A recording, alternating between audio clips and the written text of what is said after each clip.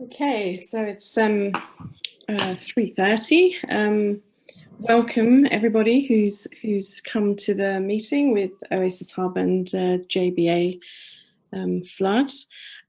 Just to introduce myself, so I'm Tracy Irvin, the Managing Director and founder, or one of the founders of Oasis Hub Limited. And today I have with me Jane Toothill, Director, and Sarah Jones from Climate Risk Consultant from JBA.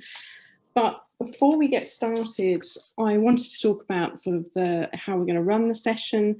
So as with all of our webinars, there will be a Q&A session at the end of the presentation, which JBA will show you all.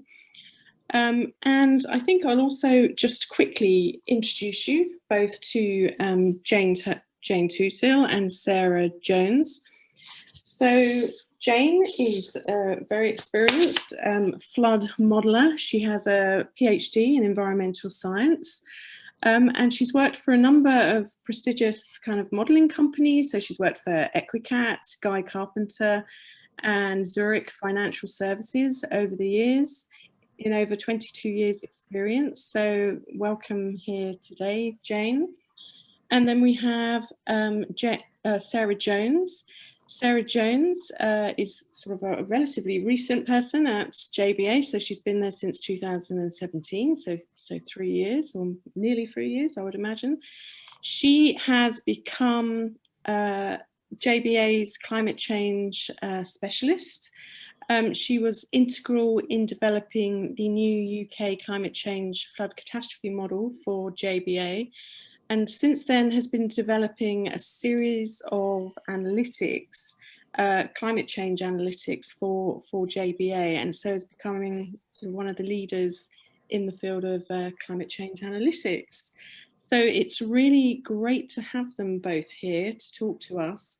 And at the end of the webinar, you will all be able to sort of ask questions to both Jane and Sarah, or even myself if you wish, as the webinar progresses. But just to say, so if you have any interest in any of the tools you see here today with JBA, or any of the other webinars that you've come to in the last 6 weeks, or anything on Oasis Hub itself, please do get in touch with myself or my team at Oasis Hub at hello@oasishub.co. So I'm now going to stop sharing my screen and hand over to the JBA team to start their presentation.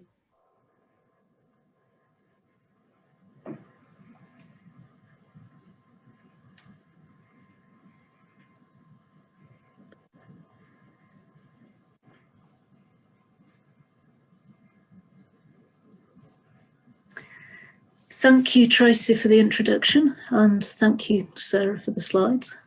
And good afternoon, everybody. As we've put together this presentation, it's been very much in my mind that I've been presenting climate change to clients for perhaps 20 years. And for much of that time, I felt obliged to start every climate change conversation by presenting evidence that the climate is changing. However, over the last few years, there has been a shift in mindset, perhaps as much as in the climate, and it is now widely accepted and understood that the climate is indeed changing.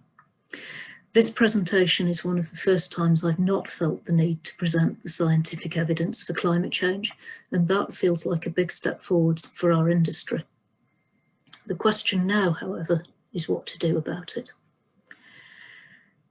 If I can have the next slide, please, Sarah, thank you. Though we expect changing climate to lead to changing flood risk, the two are very different things and quite a long way apart if we consider what must be done to estimate change in flood risk for any given climate model input. The choice of appropriate climate data to use at the start of the modelling process is an almost impossible question given the range of predictions, often greatly differing among the scientific community as to how climate change will unfold. And given that none of us can predict, at this stage, we simply don't know which of the range of predicted paths will best mimic what happens in the future. Having made that choice as to which climate model output to use, the chain of causality between climate change and flood risk is also complex and fraught with uncertainty. There are many different steps in the process we must follow if we're to predict future flood outcomes. We must use our climate models to predict weather patterns and hence rainfalls, then use those rainfalls to estimate flood extents and severities. Once we have estimated that flooding, then the need to carry out further steps to consider the positive impact of flood mitigation measures at both catchment and property level. And finally, we must quantify flood damage and losses. Many of these steps are similar to how we model flooding under the current climate, but in the case where we try to estimate potential future losses, we also need to think about further unknowns, such as the impact of potential action of governments, changes in property values, the impact of new build properties and flood defences, and the potential for much larger uptake of measures such as property flood resilience. Much of this lies beyond the realms of traditional CAP modelling. So we can be certain that the climate is changing, but there is a huge spectrum of views among the scientific experts in this field as to how much it is changing. And even if we know that, information about the average temperature change on a global scale is far away from an estimate of the impact of extreme flood events at property level. Whilst I don't think there is a need today to prevent evidence that the global temperature is changing, I do think it is necessary to say a few words about the evidence that this changing temperature is already impacting flooding and climate. JBA has been researching climate change impacts on flooding in work for the UK government as far back as the early 2000s. We were first able to publish papers showing evidence for climate change impact after flooding in 2014, which led to the publication of the Nature paper at the bottom here, which showed the effect of climate change and in particular human emissions on flooding in the UK during the winter of 2014. In further work on these floods, published in 2018 and shown in the diagram on the left here, we combined ensembles of climate models with a national scale hydrological model to enable us to identify the fraction of risk that can be attributed to climate change. This is termed the fraction of attributable risk. The map on the left here shows the fraction of attributable risk figures at different points in the UK river system. The locations in red see the greatest contribution of climate change to flooding that occurred, whereas the grey locations saw a lower impact. This map isn't a prediction of expected future flood changes in the UK because it's specific to this particular event. However, what you can see is that in all parts of the UK, this study found there to be a zero or upward change in risk due to climate change. Nowhere on the map is coloured blue, which would indicate a reduction in risk. The impact of climate change on river flows was found to be particularly severe for longer duration flows, and the example shown here is for the peak of the mean flow over a 60-day period. More recently, a paper by Toothill et al., published in 2018 using JBA data in Canada, has presented the model change in the 100-year aggregate exceedance probability from the current day into the next century, under two different emission scenarios. In the graph at the top right of this slide, the blue line shows the AEP model for different time horizons under a low emission scenario and for a high emission scenario in red. The two lines are close in the early century period, where we are today, but start to diverge strongly by the end of the century, with the late century AEP reaching a level 6 to 7 times higher in the high emission scenario than in the low emissions scenario. These findings are echoed in many studies globally. This map is a screenshot from Carbon Brief's website, which provides a summary of papers on climate change impacts that have been published worldwide. The site summarises which papers have found an impact of climate change on the severity of extreme natural events happening today. In this screenshot of a summary map from their website, I've reduced the events showing on the map to those affecting oceans, river flows, rainfall and flooding. The points marked red indicate studies that have found evidence of human influence on extreme events. Those that have shown no influence are shown in blue, and those that were inconclusive are shown in grey. As you can see, there is a good body of evidence starting to emerge from right the way across the globe that shows that climate change is already having an impact on flood events today. Closer to home, similar studies have been carried out in the UK. The diagram on the right of this slide shows the UK mean sea level from 1900 to 2017 corrected for land movement. It reveals a steady increase in sea levels through that period. Likewise, the study on the left shows trends in river flows across the UK and perhaps speaks for itself, with most stations showing an increase in flood hazard, some by over 50%. So flood hazard is an increasing problem worldwide, and a problem that is perhaps set to worsen given current climate trends. At JBA, we see concern about flooding and climate change impacts right the way across the clients we work with. For insurers, there's perhaps a positive side to climate change. Increasing risk can generate opportunities for new business as more individuals and businesses become aware of their risk and seek a means by which to mitigate the impact of possible future losses. However, that business also comes with risk, so there is a need for companies to really understand the possible increase in event severities and probabilities so that they can properly manage their portfolios and be sure that their businesses can cope with future flood losses. Reinsurers are perhaps in a similar situation. They have maybe wider opportunity to balance their risk between exposures in different perils and in different locations worldwide. But doing that worldwide requires a detailed understanding of how changes from climate change may unfold on a global level. Both insurers and reinsurers, and also banks, are also under increasing pressure from regulators to quantify possible exposure increases and to prove their resilience under a changing climate. Banks and mortgage companies both are increasingly concerned about the increased risk of default on loans they make due to financial pressures that individuals face after an event. Asset managers, along with homeowners and businesses, are concerned about damage and devaluation of assets. And finally, governments and organisations involved in disaster risk reduction are ever more aware of the need to manage and mitigate flooding, as well as assist individuals who cannot afford insurance for their property, be that because of poverty or high flood risk or a combination of both. So the need for information is there. The challenge for our clients is to know what to do about it.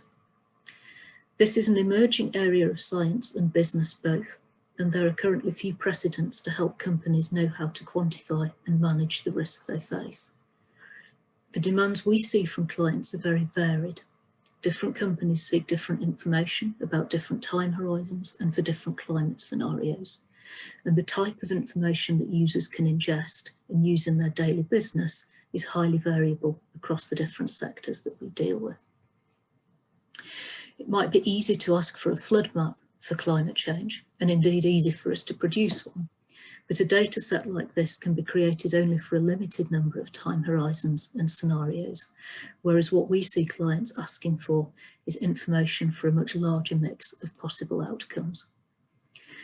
And few users can work directly with data that describes flood depth per location for a handful of different scenarios.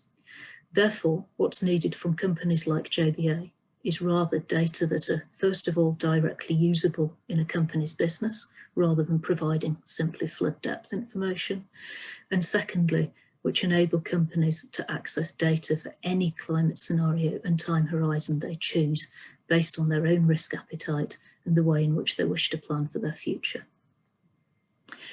What we have done at JBA, therefore, is to develop a set of tools and methodologies that can produce data for any location worldwide based on 5 and 30 metre resolution flood mapping and for the climate outcome that the climate desires to model. We've produced a starting data set, our climate change analytics data, that illustrates what we can produce worldwide. And with that, I will hand over to Sarah to describe the product suite that we have developed. Thank you, Jane. Okay, so I would like to begin today by exploring JBA's journey to date on climate change. From as early as 2005, JBA has contributed to leading climate change research, for example, on a government project considering the impact on UK waterways. Since then, we've continued to conduct research to better understand how climate change might affect flood risk, from considering attribution of global warming on past events to looking ahead to the future. A groundbreaking achievement came in 2018 when we released the UK's first climate change flood catastrophe model. The next year, we developed our first derived dataset from that model, our climate change flood risk indicator. And then most recently, we released a suite of products as part of our climate change analytics, which I'll go into more detail on shortly. So what's next? Well, early next year, we'll be releasing an update to our UK climate change flood model. Again, more information on that later. But beyond this, we aim to provide globally available climate change flood risk data, building upon those foundations of high quality global flood data that we're known for. We can't discuss future flood risk without considering this global data. JBA is the leading provider of flood hazard information globally. Over the years, we have produced high-resolution, quality flood data, starting back in 2007 with our UK flood map, which is now used by the majority of UK insurers, property search companies, and the largest UK banks, through to our 30-metre global flood maps, the first commercially available maps on a global scale. Our flood maps underpin everything we do at JBA Risk Management. We produce countless derived data sets and models from them. Most notably, we've recently released the first global flood model, offering a probabilistic view of flood-related financial risk for anywhere in the world for the first time. All of this means we have a good grasp of what we might expect present-day flood risk to look like. But, of course, we need climate science to begin to be able to assess what our future risk may look like. We've already mentioned briefly the wealth of climate data that is available from numerous sources around the world. For our research, we've utilised information from two key global projects. In the UK, we have access to high-resolution data via the UK government-funded UK Climate Projections 2018, or UK CP18 work. Globally, the Coupled Model Intercomparison Project, otherwise known as CMIP, offers data from global and regional climate models. The data itself provides a projected change in atmospheric and oceanographic variables, such as precipitation, temperature, and sea level, under a range of different possible future conditions driven by changes in greenhouse gas and aerosol emissions. These are otherwise known as climate scenarios.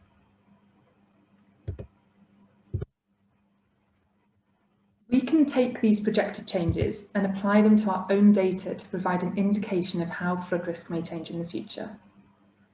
Let's consider the UK as an example. UK CP18 data provides us with projected changes in precipitation, temperature, and sea level. We can take this data and apply it to our observations data, such as river gauge network data or precipitation measurements, thereby transforming the baseline information into a representation of a future scenario, and use this as input to our hydrological models. For example, to generate future river flows, we input the climate-adjusted temperature and precipitation data into our rainfall runoff models. So now we have representations of river flows, precipitation, and sea level. Next, for each location of interest, we develop extreme value distributions based upon this data, which provides us with an estimate of the severity of flow, rainfall, and sea level represented as a return period. These can be compared with the original or baseline return periods for that location. We can then look up the associated flood depths using our high-resolution flood maps to understand how the flood risk, as a function of depth, may change at that location between present day and a future scenario. And we can repeat this for each climate scenario and time horizon of interest. This can be done globally using the same method, but just using regional and global climate model data from CMIP instead. The resultant data is a series of matrices that provide, for any given climate scenario and time horizon, a potential future flood depth per return period, per flood type, for each location, otherwise known as our climate change data array. And this data underpins our recently released climate change analytics, a series of datasets providing future views of flood hazard and risk in a variety of data formats. The data suite itself is the largest and most comprehensive range of data available for the international finance sector in understanding potential future flood risk, encompassing the full range of representative concentration pathways and every 5-year time period from 2025 through to the end of the century. With this information, we can generate new data sets such as our climate change index. And we can also use the underlying data array as input to generate climate change versions of our existing static data sets, such as our scores data or our pricing data, that are then directly comparable to their baseline counterparts. Finally, we can use our UK flood models, which offer a current and future view of risk, to generate static loss data, otherwise known as climate change modelled loss. I'll explain more about each product in the coming slides using hypothetical data and examples from around the world. So first up, our climate change index.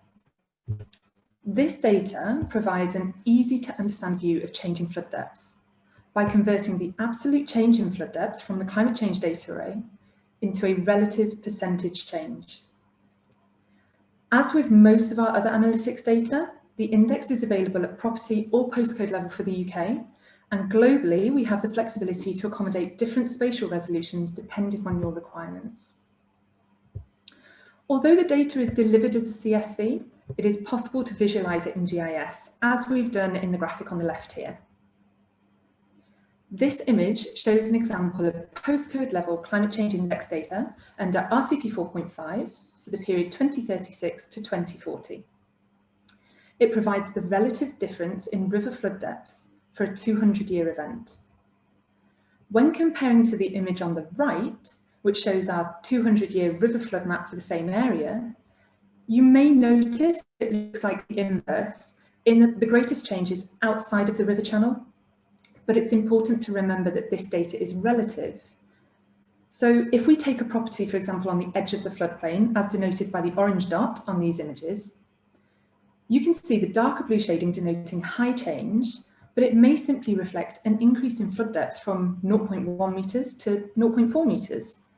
But this is equivalent to a 300% relative increase in the index for that particular property.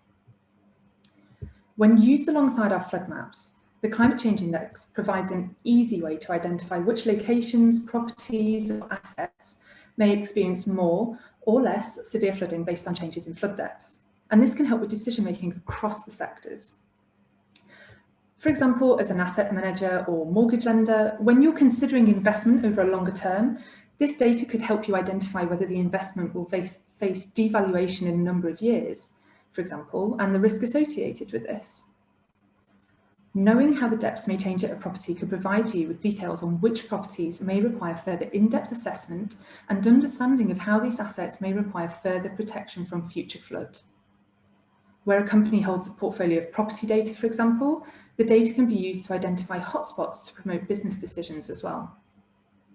But it can also help with planning at government or local authority level, helping to answer questions like which locations may need further defences, or which areas are best for housing and infrastructure development. And these uses also apply to the next data set that we're going to explore, our climate change flood scores.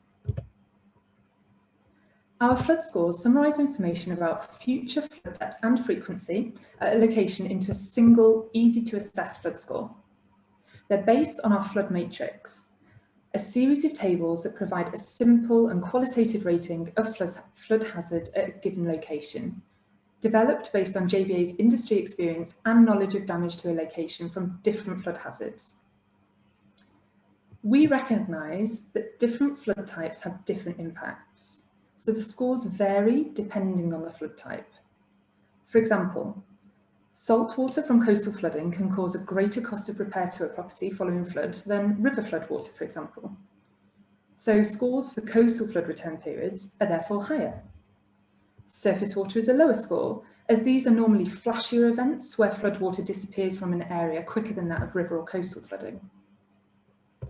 The climate change data array can be used as input to the matrix to generate a climate change view of the scores, which are directly comparable to the baseline version widely used by insurers and financial institutions. Let's go through a worked example then of how we derive these flood scores for residential properties and take an example in the US.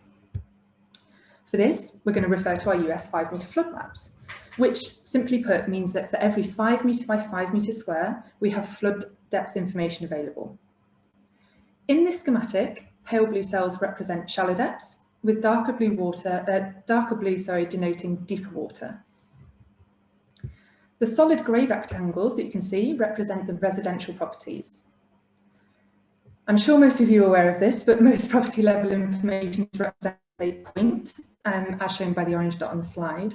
And you'll notice that typically the point is not necessarily central to the building. It can quite often be at the location of the letterbox or at the front of the building. And it's also not representative of the whole building either. So that we can try and capture the flooding that might affect this property, we buffer that point by 10 metres, represented by the orange circle. From the selected flood depths intersecting the buffer, we can identify the maximum flood depth affecting this location, which in this example is around about 0.988 metres. We then look up this depth in our matrix to assign the property a flood score, and in this example it would be a score of 5, assuming the area is protected by a 100-year defence. The climate change data array informs us how depths may change, and so using this data as input to our process, we can identify the future climate change score for that same property. So, hypothetically, if we assume the 100-year flood is now equivalent to a 200-year flood, then the depth may change, and so the score may change.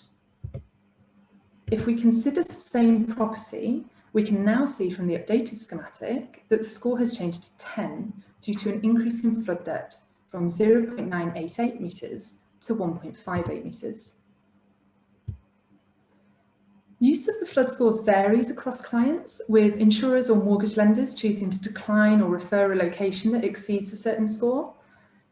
The threshold for decisions made using the matrix normally depends on commercial objectives and the risk appetite of the user. Scores do provide a consistent message throughout the home buying process though, as they're used by insurers, property search, valuation surveyors, as well as lenders for mortgage origination. For property investors, they can help identify the threshold at which in the future an investment may become too risky, thereby informing decision-making and strategy for a portfolio. So far, I've gone through the index and scores, which are both more hazard-based approaches, but we also have data to offer future financial metrics. The first of which is our pricing data. This is expressed as the expected annualised cost of flood damage, or annual damage ratio, at a single location as a proportion of the total sum insured. The data are derived by combining information from JBA's flood maps and defence data, where available, to calculate a location-specific flood profile, with vulnerability functions that give the depth damage relationship of different property types to flood. Through the climate-adjusted depth information the data array offers, we're able to calculate climate change versions of our baseline pricing data. Similarly to our scores, the baseline and climate change version are directly comparable, enabling efficient assessment of current and future risk at a given location. So let's take a look at another example. This time we're going to Australia. So again, a residential property, and this one has buildings coverage. Firstly, we have the banding of ADRs to give us an indication of what can be considered high, medium, low, or not at risk. The property highlighted on the graphic has a rebuild cost of 175,000 Australian dollars, and based on the ADR value, could be considered medium risk from fluvial flooding, highlighted by the purple cells. Now, we could leave it there, But if we then multiply the rebuild cost by the ADR value, we can calculate the annual damage cost for that particular property, which in this case is $43.75.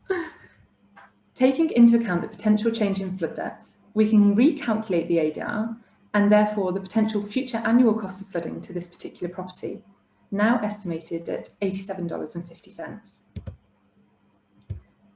So far, I've illustrated pricing data may be used in an insurance context. However, this data is also relevant to other sectors.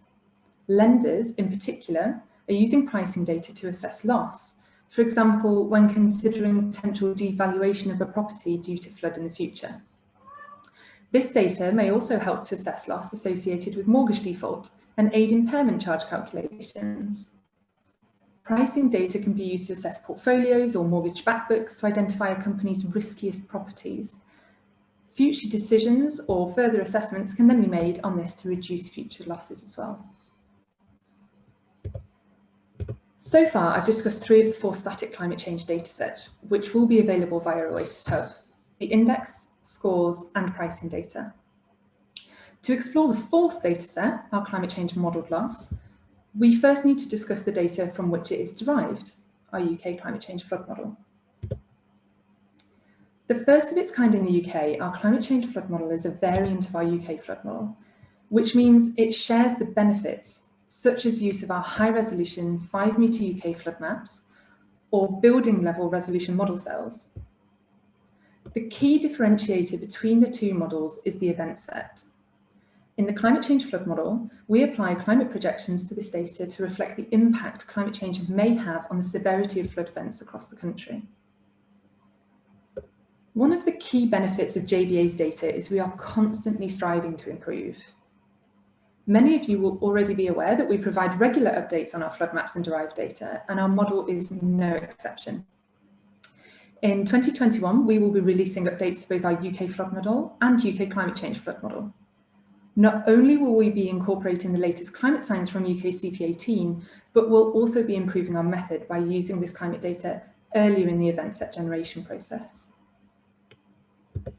We previously applied climate projections at the return period estimation stage, as shown in the flowchart here.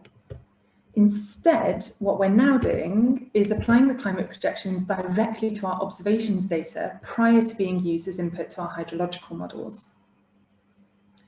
This means that where in the past we were reliant on derived river flow projections from external sources, we can now generate these ourselves, offering a more transparent method and allowing for a better comparison in the hazard information between our baseline and climate change flood model.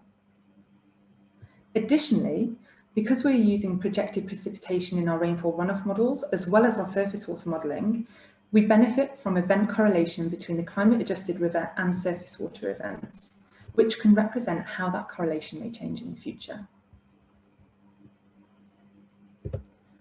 The result is a model that can provide an estimate of losses by 2040 under a realistic warming scenario.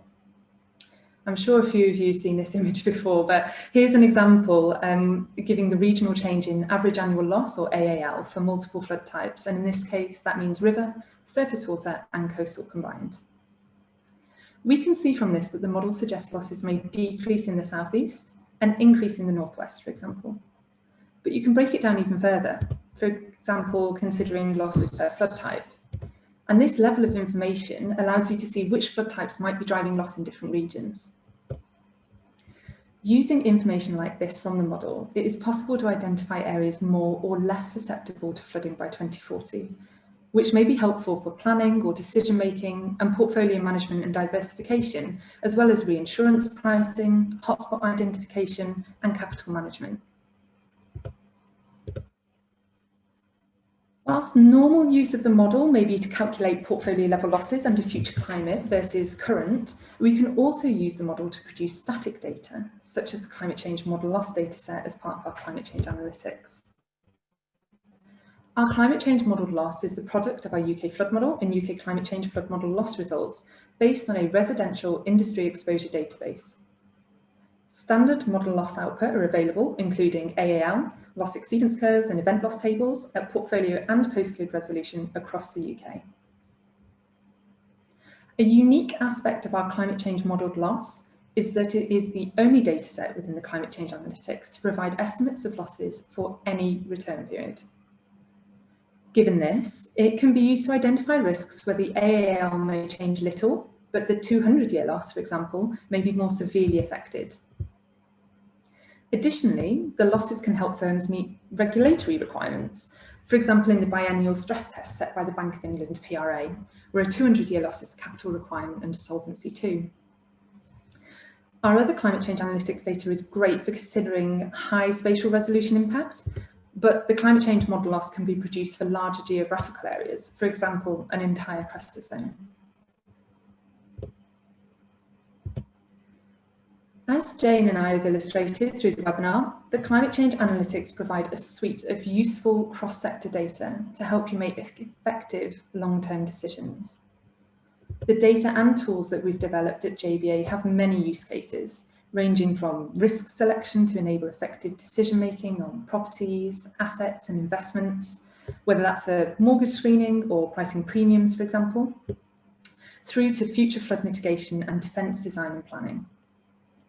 Of course, I mentioned it in passing then, but it would be remiss not to say about the regulatory stress test, especially after the Governor of the Bank of England's announcement last week, confirming the launch of the BES in June of next year.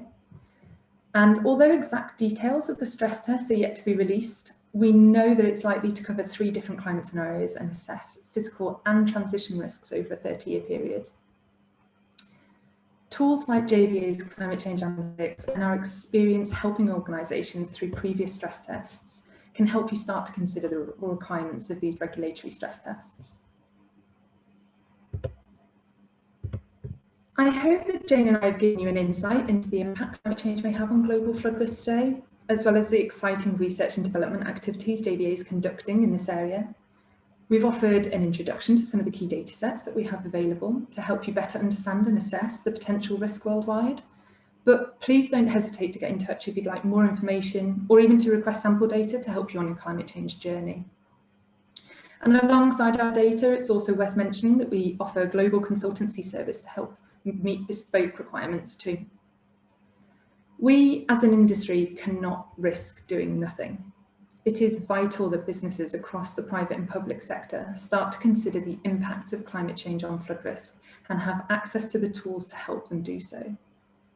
You've taken a great step on your climate change journey by attending this webinar today, but I just want to leave you with this final question of where will you go next?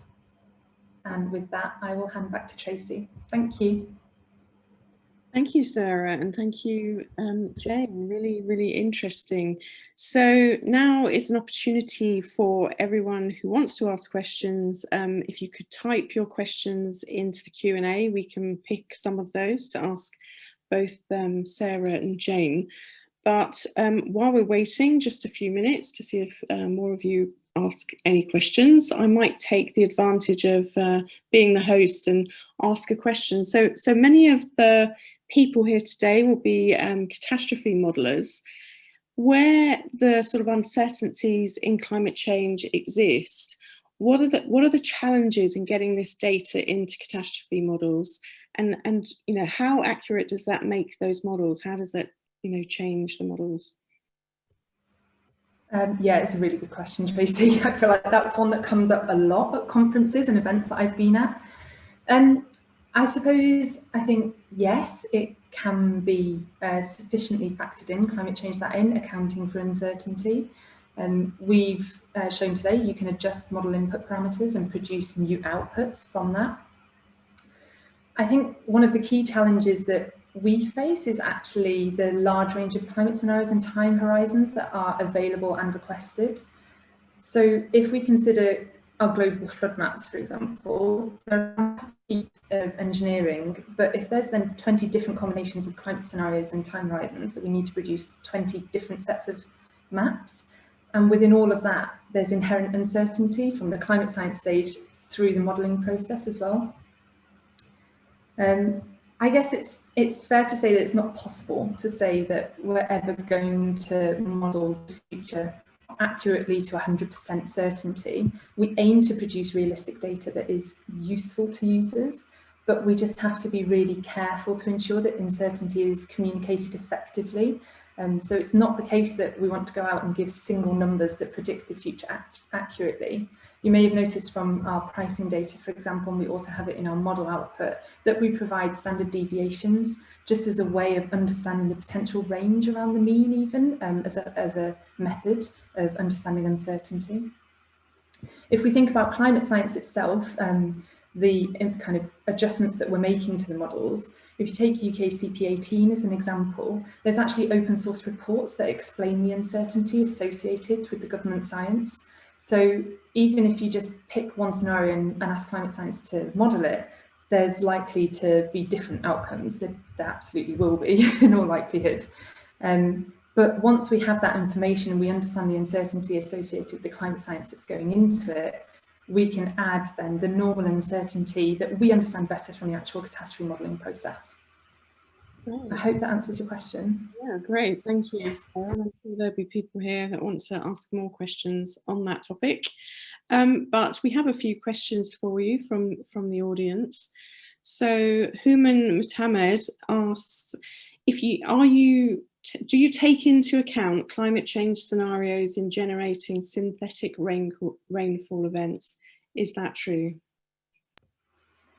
So yes, so what we can do, for example, if we consider our UK climate change flood model, is we have an event set of synthetic rainfall events that are based on observations data. So they're considered plausible but still simulated flood events. And what we can do is take the projected then change in meteorological variables like temperature, rainfall, in addition sea level, and then river flows, and use those as then the input to generate then our simulated events, or to then adjust those simulated events, which is the latter of which we've done then for our climate change flood model. Okay, thank you. We've got lots of questions to get through. We've got 10 questions, so hopefully we'll get through some of those questions, and others that we don't get through today, we'll come back to you with those answers. So we have another question from Peter van Vuren, and he asks, most of the examples were in areas that are relatively data rich. How reliant are your models with high quality local data, and how much can be derived in sort of data scarce areas, e.g. Africa, places like Nigeria? That is a really good question. So I mentioned right at the very start of my section of the talk about our baseline data, as I refer to it, which is our data that represents current day or present day risk. So we have global flood maps and a global flood model. And you're absolutely right, Peter, in that there are data rich and data scarce areas. What we do in developing our baseline data to start with is seek out the best data that we possibly can for the area that we're looking at. So whether that be, for example, 90-metre digital surface model in locations where we can't access LiDAR, or we can't access the higher resolution 5-metre DTM, for example. When it comes to the climate science aspect, we're really fortunate in that we do have access to a wealth of different climate data via CMIP globally. So you have everything from global climate model data, which might be a degree by degree in resolution, but still covering the entire globe. And you might be able to get access to regional climate models, which could go down to maybe 25 or 12 kilometre resolutions. And then the really high resolution information that UK CP18 provides, for example, at 2.2 kilometre resolution. So you're right, it is one of the challenges I think that we face just producing baseline data, and then to then try and find the appropriate climate data as well, to then apply to that is an added challenge. But like I say, fortunately, we do have access to great data that we can use to develop our baseline view of risk, and then the great climate data and climate science coming out from the organisations that mean that we can apply those to be able to produce this data for anywhere in the world. Okay, we have a question from Adam Leonard Williams. Does the modelling combine both fluvial and coastal flooding together? Good question, Adam. So We consider in the UK fluvial or river, pluvial, surface water, and coastal. And in our modelling processes, we do consider event correlations. So we look at potentially the impact that a river and coastal event might have if they occur at the same time. And we look at the spatial and temporal resolution of events as well. So yes, but we also then are able to produce outputs that only consider river, only consider coastal events. That's in reference to our catastrophe model.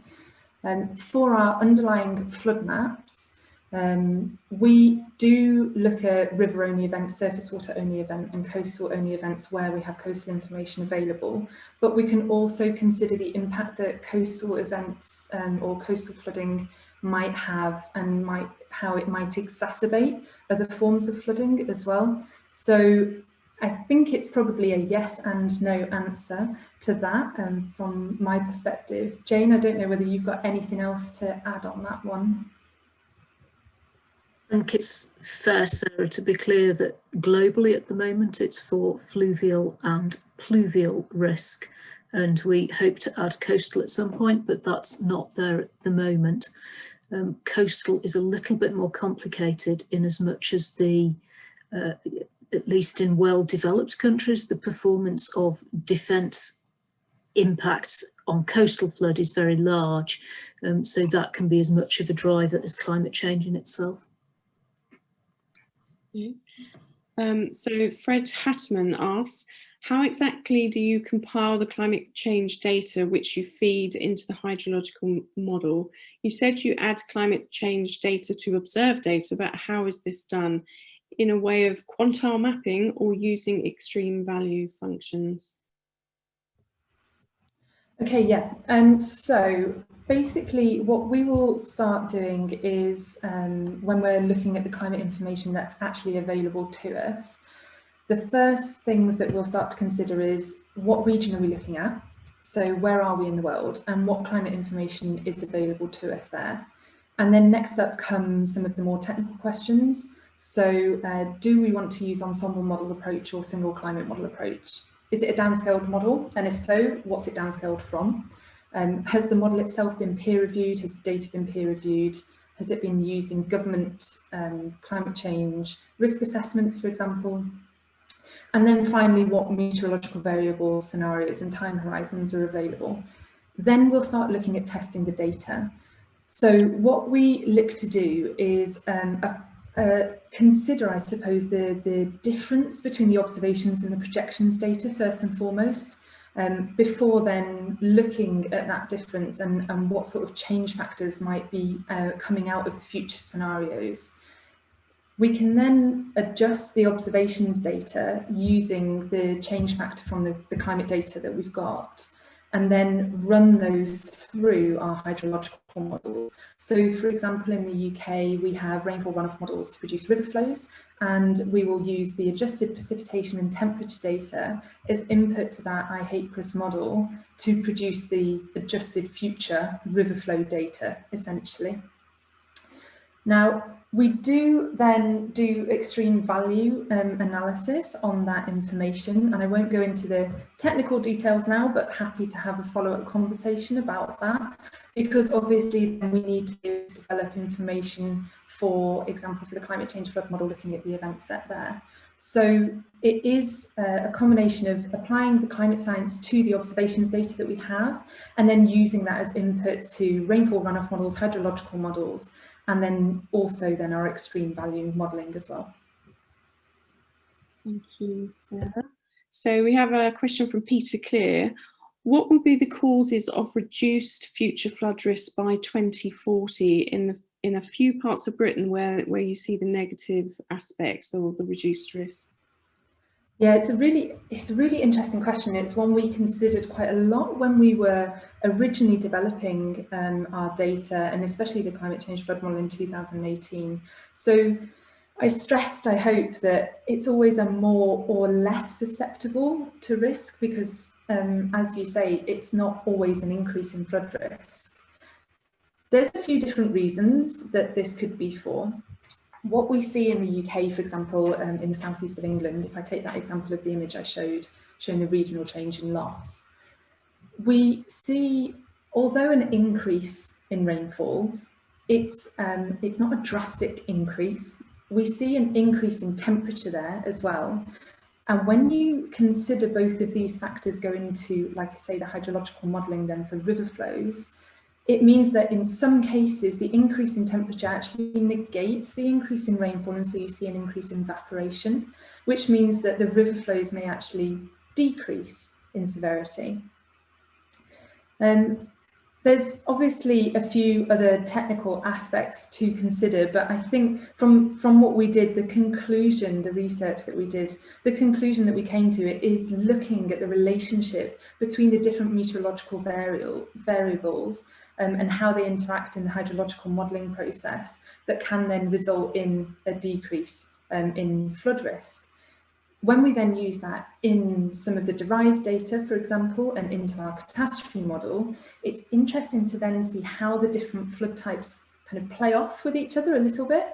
So you can see that perhaps in river, the areas where there are more rivers, you might see the impact of that decrease in river flows that is more prominent compared to an increase in surface water. And so you can see the influence that the different flood types are then having on the flood risk and the loss for those regions.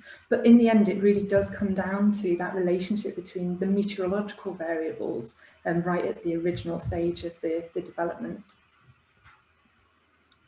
Thank you again, Sarah. So we're still getting lots of questions here. So Andre Yanku, apologise for not pronouncing your name properly. How do you account for flood protection improvements similar to exposure v vulnerability changes? What climate change index percentage will get property with zero current flood depth currently non-flooded? Okay, so I think that's a question of two halves. I'll attempt to answer both, but Jane, feel free to chip in on anything there. I suppose on the question of defences, so there's a few different ways that you can consider defences. You can consider permanent defences, demountables, you can look at property flood resilience as well. Our modelling and our static data sets assume that present day defences exist as they currently are in their current format in the future. We don't assume changes to defences. That's not to say that we can't, it's just that at the moment we're not. It's an area that we could consider for future development, for example. But as you mentioned, it's also about the vulnerability of the property as well to flood. So we've got vulnerability functions to account for flood resilience, and we've got defence data in our modelling. And we've carried out studies for clients that show number of properties and portfolios that might need to implement, for example, property flood resilience to try and negate the impacts of climate change in their portfolio. Although that has the potential to be helpful, it's also really challenging because properties that might face too much water, for example, like a metre increase, PFR might not help protect against those larger events. And so that's when you then need to consider the defence data. It's also another challenge, being able to access that information on what we think future defences might look like and the associated uncertainty, bringing it back to that original question of what that might look like as well in the future. So to answer the first part, although we do account for defences and we do account for property flood resilience, we're not actively changing that going forwards in the future at the moment anyway. Jane, is there anything you'd like to add on the first part of that question? So can I sort of move on to some of the other questions? We only have a few more minutes, so I'm going to pick a couple, and then those that have questions that haven't been answered, we'll answer them after the webinar. So apologies that we're not going to get through to someone. We have a question here from Juliana Braun. You've shown very interesting examples of CC index, CC scores and CC pricing. Do you have a global overview of which products are available? Yeah, we're happy to provide information on what's available and where. If you would like to get in touch with us, Tracy, I'm sure you can help out with that. But yeah, if you want to get in touch, then we'd be more than happy to provide a summary of what we've got available from those data sets and where they are available. I should mention that if somewhere you're interested in we don't have data available for, still get in touch, because it's not impossible for us to develop that data. As I mentioned, we do bespoke consultancy. If there's a particular challenge or opportunity that you're considering that you'd like help with. I'm going to be very cheeky and we might go a couple of minutes over, but I'm going to ask 2 more questions from the list of questions. So we've got Yeluma Natali. How do you get global weather data for your analysis? Can you explain if it's possible from the point of view of Cameroon? Do you collect from all the weather stations or a single station? How do you get your data? So we obtain data from a variety of different sources, it's fair to say. So for example, our hydrological data inputs, we take gridded reanalysis data, CFSR, and I can't remember what the acronym stands for right now, but it's from NASA, and that's available globally. So that provides us with information on rainfall, for example. We can also take CRU precipitation data, and then we do also try and obtain local river gauge, rainfall, temperature, sea level data as well, wherever possible, because that does provide the obvious higher resolution information on the ground, so to speak. For our terrain data that goes into our modelling processes, so we do again try and obtain the best available data where possible, so whether that be from NASA or whether it's commercially available digital terrain models as well. And then we have, I'm taking the last question, I'm going back down to the bottom. So Beatrice Ogeru, if I understand correctly, these new type of climate change models are dynamic and cannot be shared as raw data sets. Hence, insurers need to go through a platform to run some scenarios. However, there are some components of insurance strategy that cannot be passed through such platforms. And in brackets, strategy around selectivity that implies different definition of low, medium, high financial risk per region. What can be the evolution of platforms to reconcile both approaches? What do you envision future ecosystems between insurer and flood specialists? So there's a few questions in there for you, Sarah. Wow. Yeah, there's a few in there. I think I'll probably hand over to Jane for that one. I think she's much better suited to try and answer those questions. I was going to say that question, those questions though. Sure. So the CAT models are dynamic models and would run in platforms such as Oasis. And you're right that there's a platform needed there. However, much of the data that Sarah has described today, we do provide as static data sets.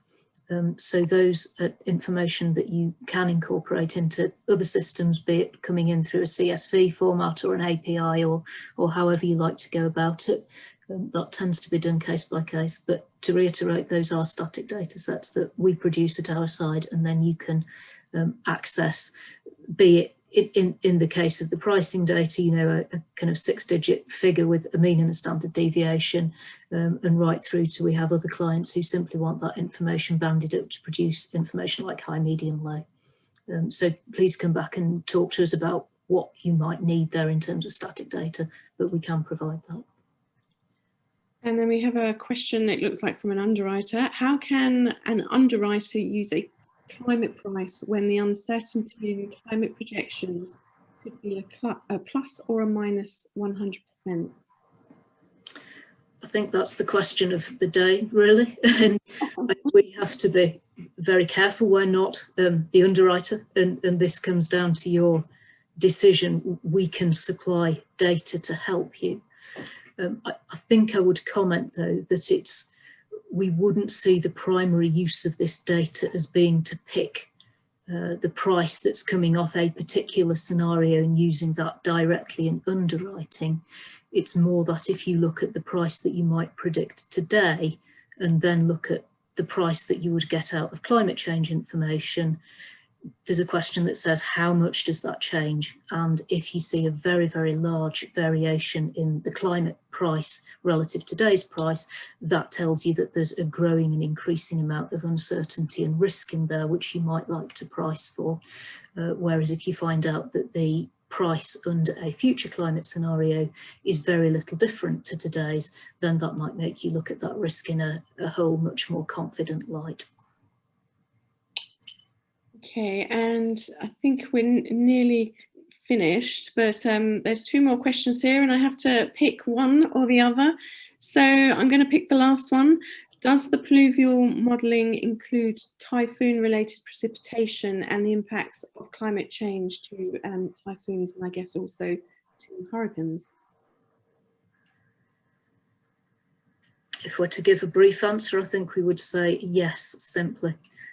So our underlying mapping and event sets explicitly model typhoon and hurricane related precipitation as opposed to non-typhoon and hurricane related precipitation.